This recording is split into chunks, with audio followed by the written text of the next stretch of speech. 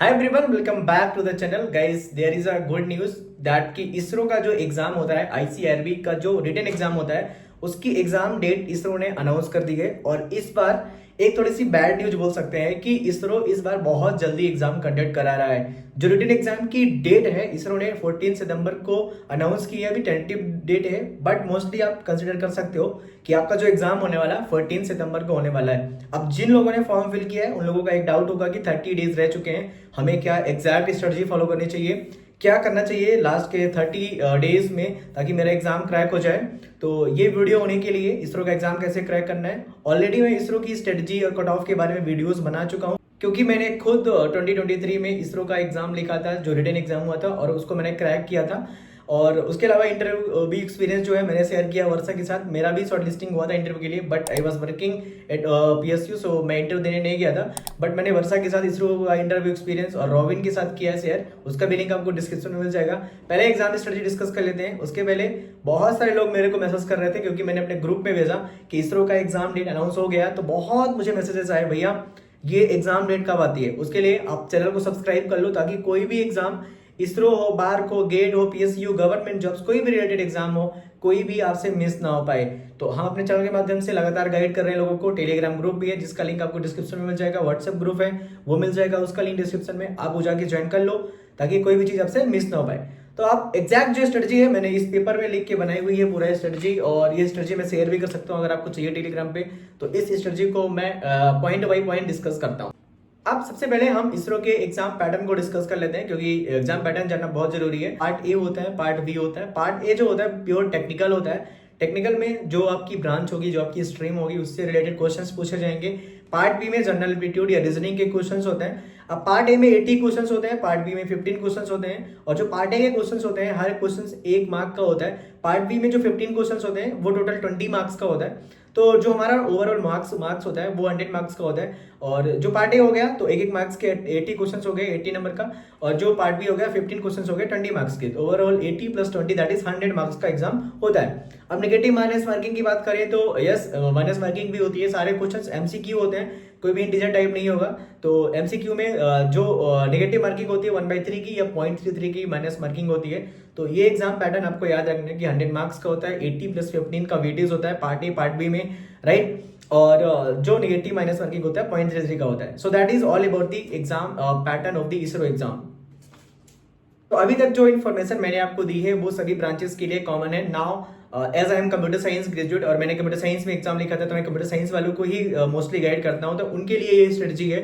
Now हम computer science oriented हो रहे हैं कि हमें कौन कौन से सब्जेक्ट्स पढ़ने हैं, 30 डेज में क्या क्या करना है, वो सारी चीजें हम देखते हैं। So as a computer science aspirants, अगर आप कंप्यूटर साइंस एस्पिरेंट हो तो सबसे पहले आपको ये जानना जरूरी है कि कौन कौन से टेक्निकल सब्जेक्ट से क्वेश्चन पूछते हैं। एप्टीट्यूड और रीजनिंग का तो कोई भी ऐसा पर्टिकुलर सिलेबस नहीं होता वैसे, ठीक है। फिर भी अगर आपकी एक अंडरस्टैंडिंग है, आपके पास लॉजिक बिल्ड करने का पावर है, क्षमता है, तो आप रीजनिंग वाले क्वेश्चंस तो इजीली कर सकते हैं, राइट। और इसरो का कट ऑफ इतना ज्यादा नहीं जाता है, तो आप इजीली क्रैक कर सकते हैं इसरो का एग्जाम। यदि आपने गेट की प्रिपरेशन की है तो आपको बहुत ज्यादा हेल्प मिल जाएगी। नाउ सबसे पहले हम बात कर लेते हैं जो मैंने लिखा हुआ है सारी स्ट्रेटजी उसके बारे में। सबसे पहले हम सब्जेक्ट्स की बात करेंगे कंप्यूटर साइंस में कि कौन कौन से सब्जेक्ट्स उन्होंने पूछे हैं। तो वो वीडियो मैंने बनाया था, वेटेज वाला वीडियो, उसका लिंक आपको डिस्क्रिप्शन में मिल जाएगा, वो आप जाके देख लेना कि कौन से सब्जेक्ट से कितने मार्क्स आते हैं, राइट। एग्जैक्टली मैंने बनाया काउंट करके, और मेरे पास पेपर भी है, उसका भी पीडीएफ आपको मिल जाएगा टेलीग्राम में, लिंक डिस्क्रिप्शन में है। और उसके अलावा मैंने पेपर भी सॉल्व किया है सारे सब्जेक्ट वाइज, कुछ पेंडिंग है that also I will solve, right. तो सबसे पहले बात करें, आपको पता है गेट कंप्यूटर साइंस में जो सब्जेक्ट्स हैं 11 सब्जेक्ट्स हैं, वो सारे सब्जेक्ट इसरो में इंक्लूड हैं, like TOC, database, C programming, data structure, algorithm, DBMS, computer network, compiler design and discrete mathematics, engineering mathematics, ये सारे सब्जेक्ट यहाँ पे इंक्लूडेड हैं। सो गेट के सब्जेक्ट इंक्लूडेड हैं। उसके अलावा जो हमारे पास एक्स्ट्रा सब्जेक्ट है उनके बारे में बात करें, वेब टेक्नोलॉजी हो गया हमारे पास, नेटवर्क सिक्योरिटी हो गया, सॉफ्टवेयर इंजीनियरिंग हो गया, बिग डेटा हो गया, एआईएमएल हो गया, इन सारे टॉपिक से भी क्वेश्चंस पूछते हैं। बट स्टिल अगर कोई पूछे मुझे कि ये सब्जेक्ट करनी जरूरी है कि नहीं, तो आई विल से कि नो, जस्ट इग्नोर देम। अगर आपने गेट की प्रिपरेशन की है यू कैन क्रैक। मैं अपनी स्टोरी बताऊं, मैंने गेट की प्रिपरेशन की थी, तो मैंने इसरो के लिए कुछ भी नहीं पढ़ा था, इसरो एग्जाम के लिए कुछ भी नहीं पढ़ा था, और मैंने उसे क्रैक भी किया था। जब इसरो का एग्जाम था, इनफैक्ट मेरी उस समय ट्रेनिंग चल रही थी इंडियन ऑयल में, तो एग्जाम दिया और वो एग्जाम मैंने क्रैक कर लिया। तो अगर आपने गेट की प्रिपरेशन अच्छी की है और लास्ट ईयर सपोज दैट आपने गेट दिया 35, 40, 50 मार्क्स, 55 मार्क्स इतने भी आए हैं, देन आपके कॉन्सेप्ट थोड़ा बहुत अच्छे हैं तो then you can crack, right. अब वेटेज वाली वीडियो जो है वो आप देख लेना कि कौन से सब्जेक्ट से कितने मार्क्स आते हैं। So that is the whole syllabus, you can say that, okay. और जो 15 मार्क्स का हमारा एप्टीट्यूड होता है उसका कोई ऐसे फिक्स सिलेबस नहीं है, बट आप एक बार जो क्वेश्चंस आए लास्ट ईयर के वो देख लेना आप, तो आपको आइडिया लग जाएगा। अब क्वेश्चंस कहाँ से मिलेंगे, पेपर आपको लिंक डिस्क्रिप्शन में मिल जाएगा, टेलीग्राम का वहां मिल जाएगा, या कि आप मुझे पर्सनली मैसेज कर देना, then I will send you, right. So that is the whole syllabus that ISRO will ask for the computer science aspirants. अब यहाँ पे मैं डिस्कस करूँ अगर कि एग्जाम क्रैक करने की स्ट्रेटेजी क्या होना चाहिए, तो यहाँ पे दो तरह के लोग हो सकते हैं। नंबर वन, अगर मैं बात करूं, वो लोग जो गेट की प्रिपरेशन कर चुके हैं और उनकी प्रिपरेशन बहुत अच्छी नहीं है, 60 to 70% सिलेबस है। और दूसरे कैटेगरी के वो लोग हो सकते हैं जिनकी गेट की प्रिपरेशन बहुत अच्छी है। तीसरी कैटेगरी में मैं ऐड कर देता हूं जो लोग कुछ भी नहीं किए गेट की प्रिपरेशन, उन्हें अभी इसरो का एग्जाम लिखना है। So 3 categories are there, okay. So first category के बारे में बात करें और सेकंड कैटेगरी की थी ऑलमोस्ट सेम ही है, ठीक है। अगर 60 to 70% भी सिलेबस हो चुका है या ऑलमोस्ट फुल सिलेबस है तो these categories are both same almost. तो इनके लिए कॉमन स्ट्रेटजी मैं बताता हूँ। सबसे पहले आप अपनी नोट्स पे फोकस करें। नोट्स जो भी है पूरी आपको याद होना चाहिए, क्योंकि इसरो में जो एग्जाम होता है ना, इसरो का एग्जाम जो क्वेश्चंस आते हैं वो 1 मार्क गेट क्वेश्चन आते हैं और डायरेक्ट फॉर्मूला वैसे ही आएंगे मोस्ट ऑफ द क्वेश्चन। तो आपके नोट्स में जो फॉर्मूला लिखा है वो फॉर्मूला आपको याद होना चाहिए, उस फॉर्मूले से डायरेक्ट क्वेश्चन आएगा। आप प्रीवियस ईयर का पेपर अगर आप अच्छे से एनालाइज करोगे तो आपको समझ में आएगा। टीओसी वगैरह क्वेश्चन अगर देखोगे, बहुत बेसिक चीजें पूछते हैं वो इसरो में, और बेसिक चीजें ये लोग मिस कर देते हैं और वो एग्जाम नहीं क्रैक कर पाते हैं। तो मैं आपको सबसे पहले सजेस्ट करूंगा, जिसका भी सिलेबस हो चुका है, जिनके पास अपने खुद की नोट्स है, सबसे पहला चीज तो आपको पूरी नोट्स रिवाइज करना है, क्योंकि 30 डेज में अब आप एक्स्ट्रा नहीं कर सकते कुछ भी। नोट्स रिवाइज करो। उसके अलावा दूसरी चीज क्या करनी है, अगर आपको कोई टेस्ट सीरीज लेनी है तो ले सकते हो, वरना अगर नहीं लेनी तो गेट के जो 1 मार्क के प्रीवियस ईयर क्वेश्चन है वो जरूर कर लो सारे सब्जेक्ट्स के। तो 2 चीजें आप कर सकते हैं यदि आपका सिलेबस पूरा कंप्लीट है। फर्स्ट थिंग इज दैट आपको नोट्स रिवाइज करना है। सेकंड थिंग इज दैट कि आपको जो 1 मार्क के पीवाईक्यू क्वेश्चन है वो करके जाना, क्योंकि मैंने एनालाइज किया पेपर पूरा और सॉल्व भी किया है, तो मैंने देखा कि जो गेट के प्रीवियस ईयर के 1 मार्क के क्वेश्चन है वो सारे क्वेश्चन इसरो पूछता है। सो ये तो नंबर 1 कैटेगरी वालों के लिए होगी जो 60 से 70% सिलेबस या ऑलमोस्ट पूरा सिलेबस कंप्लीट है। Now second thing is that जो लोग स्टार्ट कर रहे हैं, जो लोग लेस देन 60%, 50%, 40% सिलेबस कंप्लीट कर चुके हैं, उनके लिए क्या है, उनके लिए ये है कि जो आपने कर लिया है उसकी नोट्स रिवीजन कर लो और उसका जो पीवाईक्यू है वो कर लो। नाउ अब 40% अगर सिलेबस है तब इसरो का एग्जाम तो क्रैक नहीं होगा, क्योंकि उसमें हमारा अगर 80 क्वेश्चंस में देखोगे AI/ML, वेब टेक्नोलॉजी, ये सारी चीजें भी पूछ रहे हैं वो, ठीक है। सॉफ्टवेयर इंजीनियरिंग भी पूछ रहे हैं, जो कि हमारे गेट के सिलेबस में है भी नहीं। तो हो सकता है कि किसी का अच्छा हो चीज, बट होता नहीं। जनरली जो लोग गेट की प्रिपरेशन करते हैं या जो लोग कॉलेज में पढ़ते हैं वो सारे सब्जेक्ट मतलब उतने अच्छे से नहीं पढ़ते हैं। बट जब 40% सिलेबस है तो हमें करना क्या, जब आपका 40% सिलेबस है तो आप देखोगे यूट्यूब में बहुत सारे क्रैश कोर्सेज की वीडियोज मिल जाएंगी।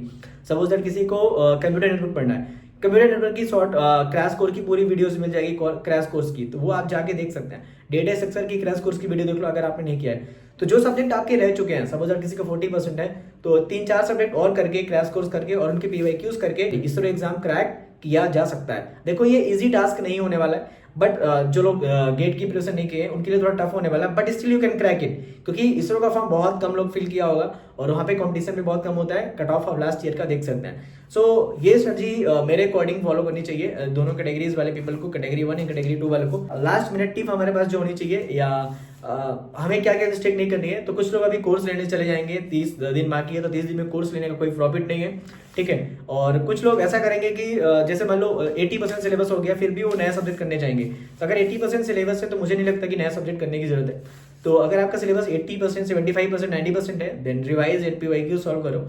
अगर आपका लेस देन 50% है then you should go for the crash course only. And सबसे इंपॉर्टेंट चीज जो है प्रीवियस ईयर क्वेश्चन मिस नहीं करना है। 1 नंबर वाले गेट की वो जरूर प्रैक्टिस करके जाना, ठीक है। वेटेज देख लेना, वेटेज वाली वीडियो की कौन से सब्जेक्ट से कितने क्वेश्चंस पूछे जाते हैं वो वाली वीडियोस देख लेना, लिंक डिस्क्रिप्शन में। Now at last I will say कि अगर आप इसरो का एग्जाम लिख रहे हैं तो बी कॉन्फिडेंट यार, क्योंकि इतना ज्यादा टफ एग्जाम नहीं है, गेट से इजी एग्जाम होगा इसरो का। और सबसे पहली चीज जो इंपॉर्टेंट चीज ये है कि रिटन एग्जाम होता है, कंप्यूटर बेस्ड टेस्ट नहीं होता ये ऑफलाइन होगा और आपको पेपर दिया जाएगा, पेपर के साथ पेन भी दिया जाएगा और वहाँ पे आपको हमारा सीट भरनी होगी।